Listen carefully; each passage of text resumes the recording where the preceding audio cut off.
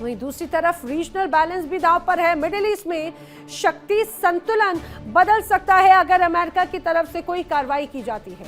अब अमेरिका बनाम ईरान साख और ताकत की सीधी टक्कर है और ये कहा जाए कि साख और ताकत की सीधी टक्कर यही एक बहुत बड़े टकराव को एक तरह से अंजाम दे रही है और यही बार बार चिंता का भी सबब बनी हुई है।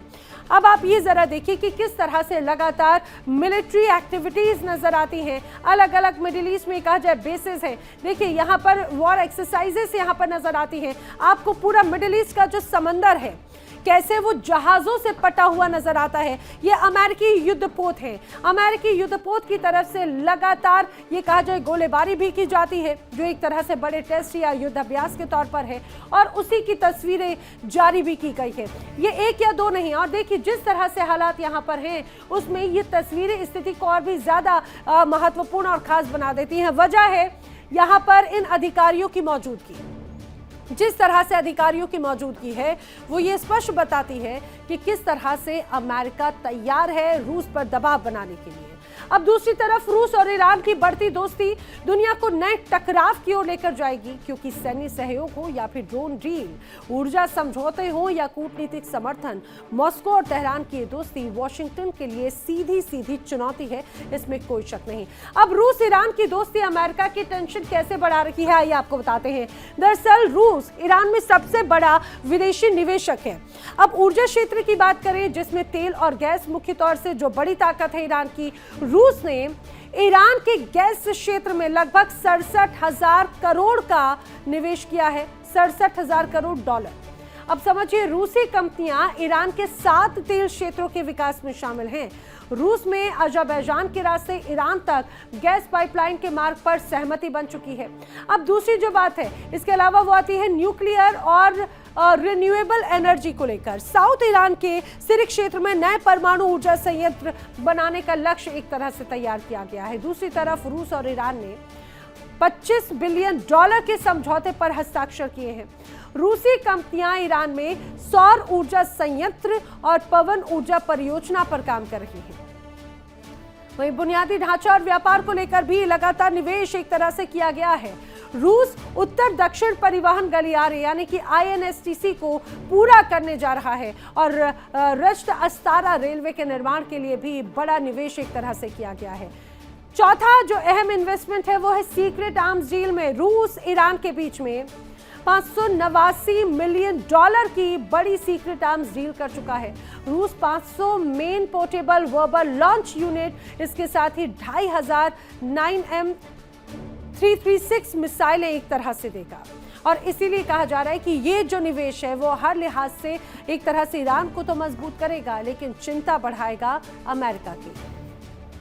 और अब आप ये तस्वीरें देखिए किस तरह से लगातार यहाँ पर हालात जो हैं वो इस पूरी तस्वीर को और भी ज्यादा तनावपूर्ण बना देते हैं।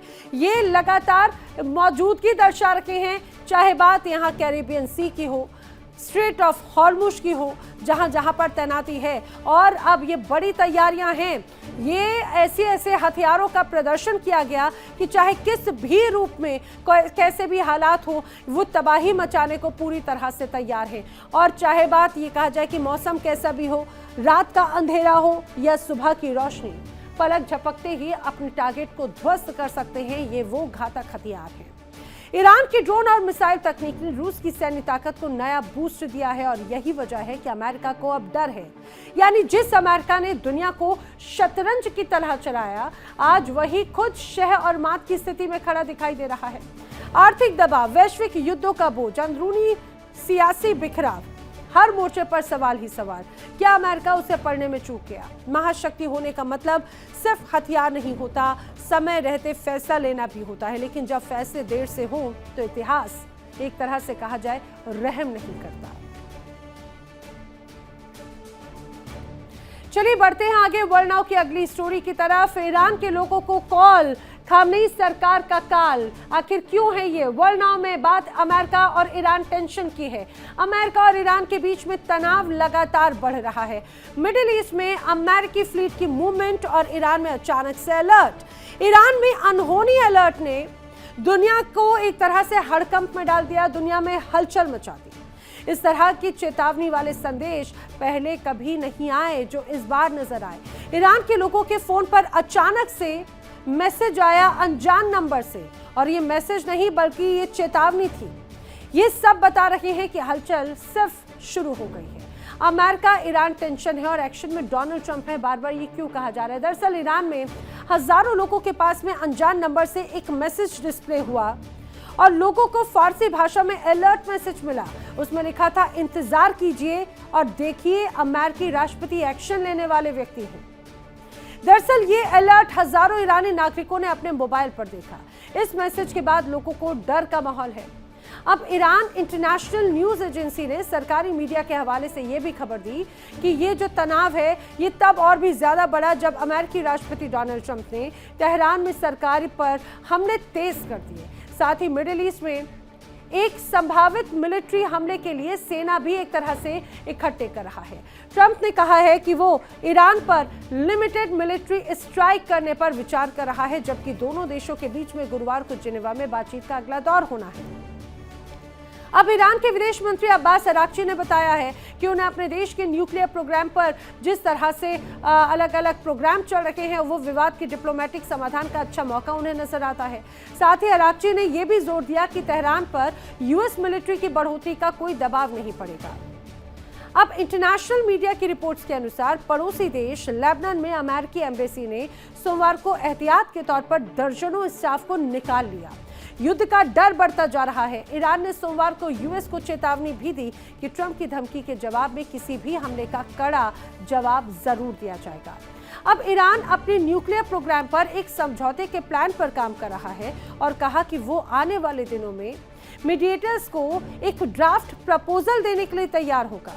ईरान का कहना है कि उसका न्यूक्लियर प्रोग्राम सिविलियन इस्तेमाल के लिए है, लेकिन वेस्ट का ये मानना है कि इसका मकसद एटॉमिक बम बनाना है और इसके अलावा और कुछ नहीं। आइए ट्रंप का एक्शन क्या है और निशाने पर खामनेई कैसे है बताते हैं। अब समझिए, जिस तरह से जिनेवा में अगले दौर की बातचीत होने वाली है, लेकिन उस बैठक से पहले अमेरिका की धमकी है। 26 फरवरी को बैठक होगी जिनेवा में, लेकिन उसके पहले आखिर इन धमकियों का क्या औचित्य है? सैन्य टकराव की आशंका अभी भी बरकरार है। वहीं मिडिल ईस्ट में 200 अमेरिकी फाइटर जेट्स तैनात हैं। अमेरिका ने अब सैनिकों की गुप्त शिफ्टिंग भी शुरू कर दी है, ये भी जानकारी सामने आई। ट्रंप ने 10 से 15 दिनों तक ईरान को एक तरह से अल्टीमेटम दिया है। तो ईरानी राष्ट्रपति ने कहा कि हम हर स्थिति के लिए तैयार हैं। दुनिया की नजरें कूटनीतिक समाधान चाहती है, कोई युद्ध नहीं चाहता। युद्ध नहीं चाहते, लेकिन दबाव लगातार एक तरह से बनाया जा रहा है। ट्रंप का कहना है कि ईरान के पास में डील करने के लिए ज्यादा से ज्यादा 15 दिन है, जिसका मतलब है कि ईरान अमेरिका की शर्तों पर डील नहीं करता तो वो हाल ही के हफ्तों में इस इलाके में बनाए गए एयरक्राफ्ट और जहाजों के जखीरे का इस्तेमाल करके ईरान पर हमला कर देगा। अब मिडिल ईस्ट में जंगी बेड़ा यूएस ने ईरान को जमकर घेर लिया है। ऐसा क्यों कहा जा रहा है? दरअसल ईरान डील पर तनाव के बीच में अमेरिकी सैन्य गतिविधि और बढ़ी है। अरब सागर में यूएसएस अब्राहम लिंकन, पश्चिमी एशिया में 3 और कैरियर की मूवमेंट्स हैं। पश्चिमी एशिया में तैनात US delta force, middle east में F-16, F-15E, F-22 fighter jet तैनात है। अमेरिकी नौसेना ने अरब सागर, भूमध्य सागर में अपनी मौजूदगी और भी ज्यादा बढ़ा दी है। ट्रंप का पुराना रिकॉर्ड साफ तौर से दर्शाता है कि ईरान पर कड़े आर्थिक प्रतिबंध हो या ईरानी जनरल कासिम सुलेमानी की हत्या या खुले मंच से ऑप्शन ऑन टेबल की बात हो, ये सब कुछ बताता है कि डोनाल्ड ट्रंप की भाषा सिर्फ और सिर्फ दबाव बनाने की है और कुछ नहीं, बल्कि हमले की चेतावनी भी है। ट्रंप की बुरी चीजें कोई रहस्यमय शब्द नहीं है, बल्कि युद्ध का साफ साफ इशारा है। और अब तो दुनिया की नजरें ईरान पर टिक जा चुकी हैं, क्योंकि अगला कदम सिर्फ ईरान नहीं बल्कि पूरे मिडिल ईस्ट की किस्मत तय करने वाला है। अब ईरान की जो ब्रह्मास्त्र है, खाड़ी में तूफान की तैयारी नजर आती है। अब कैरियर किलर मिसाइल खलीज फारिस को लेकर अगर बात की जाए तो कहा जाता है कि बैलिस्टिक एंटी शिप मिसाइल है ये, और बैलिस्टिक एंटी शिप मिसाइल जिसकी रेंज 300 किलोमीटर की है और एयरक्राफ्ट कैरियर इसका टारगेट है।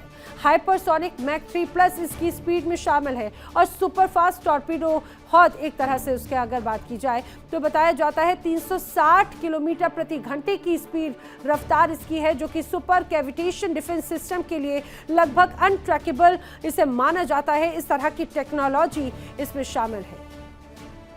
आत्मघाती ड्रोन और स्वाम तकनीक तो ईरान की बड़ी ताकत है ही, जो लो कॉस्ट माने जाते हैं, हाई इम्पैक्टफुल माने जाते हैं, रडार से बचने में सक्षम माने जाते हैं।